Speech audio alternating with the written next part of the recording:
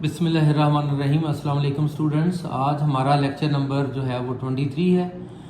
Chapter 1 review exercise 1 और question number 9। Question number 9 क्या कहता है? क्वेश्चन नंबर 9 में लिखता है Abdullah picked up 96 balls and put them into 2 buckets। Abdullah के ने ना 96 बॉल उठाए हैं और उनको 2 टोकरियों में डाल दिया है, 2 बकेट्स में डाल दिया है। 1 bucket has 28 more than the other bucket।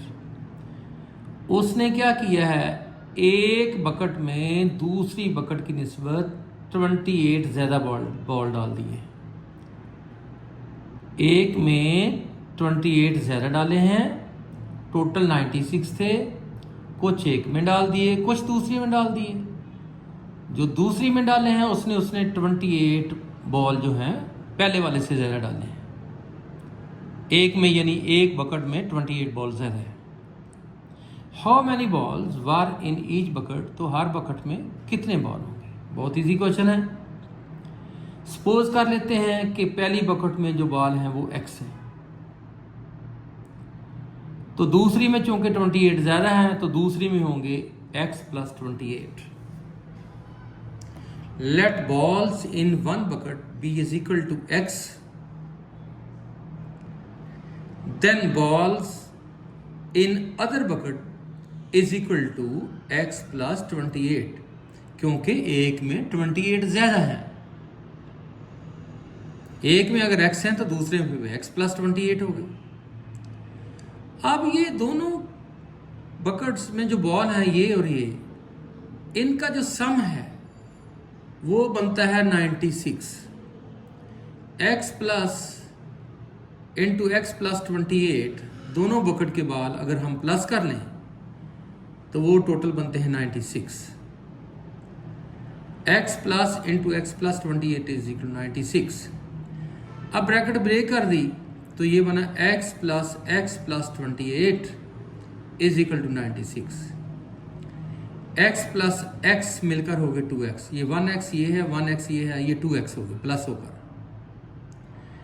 1x plus 1x 2x और 28 इज इक्वल टू 96।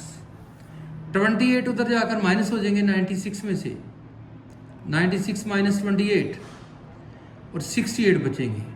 तो इस तरह 2x जो है वो 68 आएगा। अब चूंकि x के साथ 2 मल्टीप्लाई हो रहा है तो ये 2 फिर दूसरी तरफ जाकर डिवाइड हो जाएगा 68 से। इस तरह x जो है 34 आएगा। तो इस तरह पता ये चला कि पहले वाली बकेट में x बॉल थे और x कितने हैं जी 34 बॉल्स, और दूसरी में कितने हैं x प्लस 28 यानी 34 प्लस 28। तो अभी पता चलता है सेकंड बकेट में कितने बॉल्स हैं। तो इस तरह students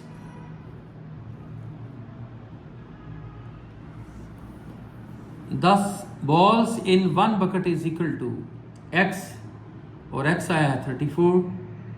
balls in other bucket is equal to x plus 28। x की वैल्यू आपको पता है 34 आई है और प्लस 28 तो 62। इस तरह रिजल्ट ये निकला है कि एक बकेट में 34 बॉल हैं और दूसरी में 62 बॉल्स हैं। दोनों को प्लस करके देख लें 96 बनते हैं। हमने सपोज कर लिया कि एक बकेट में x बॉल हैं, दूसरी में चूंकि 28 ज़्यादा थे तो फिर सेकंड बकेट में हो गए x प्लस 28, और x प्लस 28 को जब हमने प्लस किया तो वो बन गया 96, और जब हमने उसको सॉल्व किया तो x की वैल्यू 34 आ गई। मतलब ये कि फर्स्ट बकेट के जो बॉल हैं वो 34 हैं और सेकंड बकेट में जो बॉल थे वो थे x प्लस 28। x की वैल्यू है ये 34 प्लस 28 तो 62। इसके बाद क्वेश्चन नंबर 10 है Salman invested ₹3,50,000 in a bank.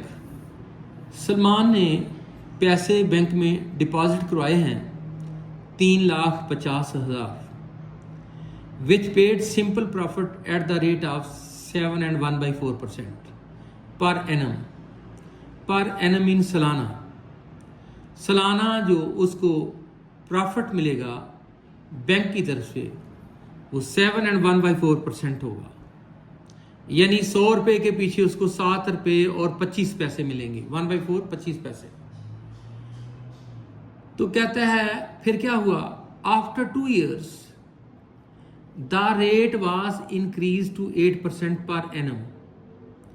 2 साल बाद ये हुआ कि जो प्रॉफिट का रेट था 7 and 1/4% वो इंक्रीज हो गया है, अब 7 and 1/4% नहीं रह गया, अब बन गया है 8% पर एनम। पहले ये रेट था, फिर ये रेट है। 2 साल के बाद ऐसा किया बैंक वालों ने कि रेट बढ़ गया जी प्रॉफिट का। Find the amount she had at the end of the 7 years। बताना है कि 7 साल के बाद उसको कितने पैसे मिलेंगे। तो 2 तरह से था ये, 2 साल का जो प्रॉफिट है उसको पहले दे दिया है, फिर बाकी 7 साल के लिए चूंकि पैसे थे, फिर 5 साल का प्रॉफिट जो था वो अलग से बना है। तो इस तरह उसके टोटल प्रॉफिट और ये मिला के कितने पैसे उसको मिले। प्रिंसिपल अमाउंट जो उसने बैंक में जमा करवाई हुई है बेटा, ये 3,50,000 है, और इसका प्रॉफिट रेट जो है वो उसको मैंने R1 कहा है। क्यों कहा है? क्योंकि एक रेट ये है और एक रेट ये है। इसका नाम मैंने R1 रखा है, इसका नाम मैंने R2 रखा है। प्रॉफिट रेट जो है वो R1 है, वो 7 and 1/4% है, जो कि बनता है 7.25%। 1/4 का 0.25 बनता है ना, 7 कैलकुलेट करके देख लें इसको कैलकुलेटर से, ये आ गया। और टाइम पीरियड जो पहले था उसका नाम T1 रखा है, वो 2 साल का था, ये देखो 2 साल का है। अब 2 साल के बाद 3,50,000 उसने जमा करवाए हुए हैं और 7 and 1/4% उसका प्रॉफिट रेट है पर एनम का। तो 2 साल के बाद उसको कितना प्रॉफिट मिला वो निकालना है अभी। इंटरेस्ट ऑफ 2 years, फार्मूला ये है हमारे पास, PRT/100। पक्का फार्मूला ये याद रखना आपने प्रॉफिट का या मार्कअप का। मार्कअप भी कहते हैं जी इंटरेस्ट को बैंकों वाले। ये फार्मूला है PRT/100। P mean principal amount, R mean rate और T मीन टाइम। P तो चूंकि एक ही थी उसका P1 नाम नहीं रखा, R1 और T1 डिवाइडेड बाई 100। P की 3,50,000 रखे, आप मल्टीप्लाई के बाद R1 का रेट रखा 7.25 और मल्टीप्लाई के बाद T1 जो टाइम था 2 साल का वो यहाँ 2 साल रखे और डिवाइडेड बाई 100। ये जो डिवाइडेड बाई 100 है ये परसेंट का है, परसेंट। अच्छा, बहरहाल ये सारी जब कैलकुलेटर से कैलकुलेशन की है तो ये बन गए हैं 50,750 रुपये। ये 2 साल के बाद उसको ये प्रॉफिट मिलने वाला है। 2 साल गुजर गए हैं, वो बैंक में आई है औरत और वहाँ से अपना प्रॉफिट ले गई है 2 साल का 50,750।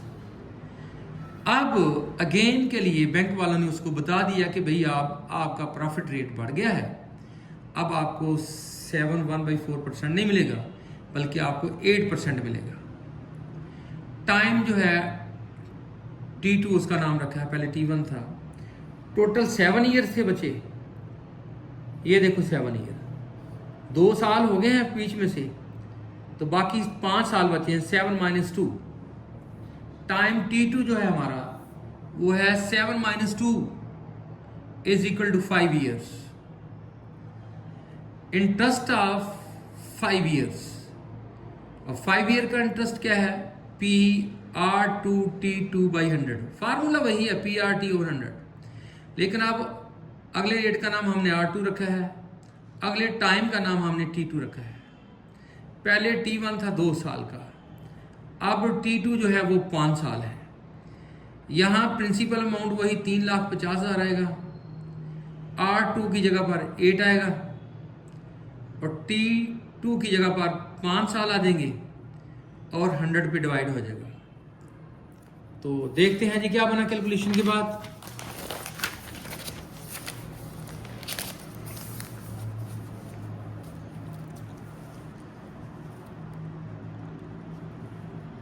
कैलकुलेशन के बाद स्टूडेंट्स ये P की वैल्यू, ये R की वैल्यू, ये T की वैल्यू डिवाइडेड बाई 100, तो ये बने हैं 1,40,000। अब जब 5 साल ऊपर गुजर गए, 2 साल पहले गुजर गए थे, 5 साल फिर गुजर गए, 7 साल पूरे हो गए, 5 साल के बाद उसको जो प्रॉफिट मिलेगा वो है 1,40,000। अमाउंट आफ्टर 7 ईयर्स, उसके कितने पैसे हो गए? 3,50,000 आपने जो उसकी प्रिंसिपल अमाउंट थी वो भी ले ली उसने, और ये पहले प्रॉफिट ले गई थी वो 50,750 रुपये, और ये 1,40,000 ये हो गए।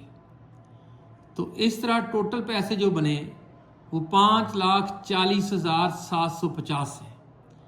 ये टोटल अमाउंट बैंक की तरफ से उसको मिली है। पहले 50,750 मिल गए थे 2 साल बाद, मजीद 5 साल के बाद 1,40,000 रुपये और मिल गया प्रॉफिट, और 3,50,000 वैसे थे। इस तरह 5,40,750 रुपये उसको टोटल पैसे बैंक वालों ने दिए हैं। तो बच्चों इस तरह आज का लेक्चर ख़त्म हुआ। तो आपसे रिक्वेस्ट वही है कि मेरे चैनल को सब्सक्राइब करें, लाइक करें, शेयर करें और बेल आइकन को भी प्रेस कर दें ताकि आने वाली तमाम नई वीडियोस आप तक पहुंच सकें और आप उनसे मुस्तफ़ीद हो सकें।